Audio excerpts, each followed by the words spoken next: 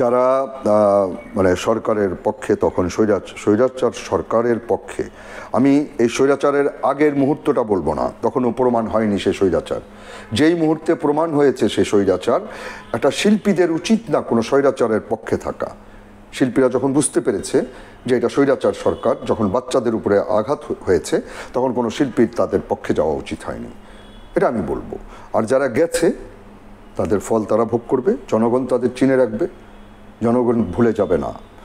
তবে ভুল করা যাবে না, আমরা ৭১-এর রাজাকারের লিস্ট করতে পারিনি। মুক্তিযোদ্ধার লিস্ট করতে গিয়ে ১ লক্ষ মিথ্যা মুক্তিযোদ্ধা তৈরি হয়েছে। আমাদের সংগ্রামীর লিস্টের প্রয়োজন নাই।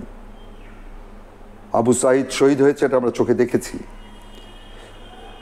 মুগ্ধ শহীদ হয়েছে, পানি লাগবে পানি, আমরা তাকে দেখেছি, আমরা তাকে ভুলবো না।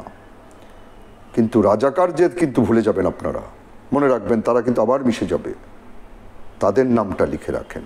এই স্বৈরাচার সরকারের পক্ষে যারা ছিল তাদেরকে ভোলা যাবে না। তবে আমি আপনাদেরকে অনুরোধ করব, নিরীহ পুলিশদের গায়ে হাত দিবেন না দয়া করে, কারণ সবাই অন্যায় করেনি। ভালো করে চোখ এগুলো দেখবেন যে কারা গুলি করছে। এখানে ম্যাক্সিমাম ছিল ইন্ডিয়ান আর্মি, যারা পুলিশের পোশাক পরে, ওদের পোশাকটাও আলাদা ছিল।